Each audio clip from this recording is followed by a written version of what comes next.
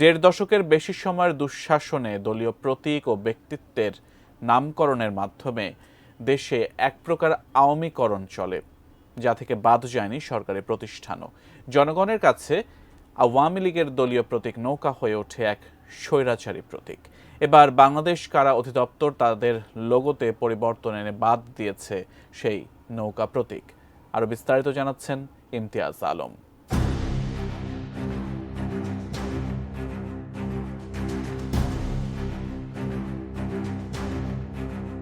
বাংলাদেশের সরকারি প্রতিষ্ঠানে ক্ষমতাচ্যুত আওয়ামী লীগের দলীয় ও শেখ পরিবারের ব্যক্তিত্বদের নামকরণ বা প্রতীকের ব্যবহারের ঘটনা বিগত ১৬ বছরে এতটাই বেশি হয়েছিল যে তাতে জন অসন্তোষ চরমে উঠেছিল। কিন্তু ভয়ভীতির কারণে কেউ এ নিয়ে মুখ খুলতে পারেনি। তারপরও এসব বিষয় রাজনীতির টেবিলে আলোচনার বিষয়বস্তু হয়ে উঠেছে বহুবার। ক্ষমতার পট পরিবর্তনের পর নজিরবিহীন জনরোষের মুখোমুখিও হয় আওয়ামী লীগ। শেখ মুজিবুর রহমানের ভাস্কর্য ভাঙচুর, রাষ্ট্রীয় উন্নয়ন স্থাপনা ও বিশ্ববিদ্যালয়ের নাম পরিবর্তন সহ নানা ক্ষেত্রে জনরোষ তীব্র আকার ধারণ করে।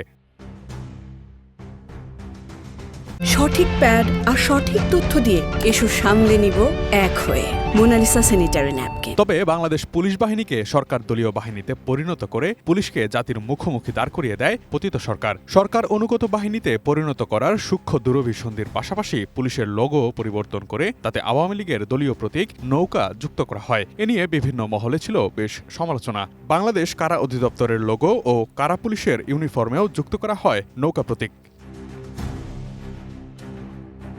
এবার বাংলাদেশ কারা অধিদপ্তরের লোগো পরিবর্তন করা হয়েছে। ২ ফেব্রুয়ারি রবিবার দুপুরে সহকারী কারা মহাপরিদর্শক মোহাম্মদ জান্নাতুল ফরহাদ এই তথ্য জানান। তিনি বলেন, সম্প্রতি স্বরাষ্ট্র মন্ত্রণালয় কারা অধিদপ্তরের পূর্ববর্তী লোগো পরিবর্তন করে নতুন লোগো প্রতিস্থাপনের নির্দেশনা জারি করেছে। এখন থেকে নতুন লোগোই ব্যবহৃত হবে সবখানে।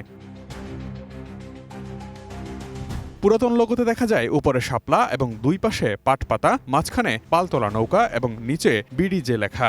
নতুন লোগোতে দেখা গেছে মাঝে শুধু পালতোলা নৌকা বাদ দেওয়া হয়েছে। নতুন লোগোতে নৌকার স্থলে কারা অধিদপ্তরের চাবি এবং পুলিশের ব্যাটনের চিহ্ন দেওয়া হয়েছে।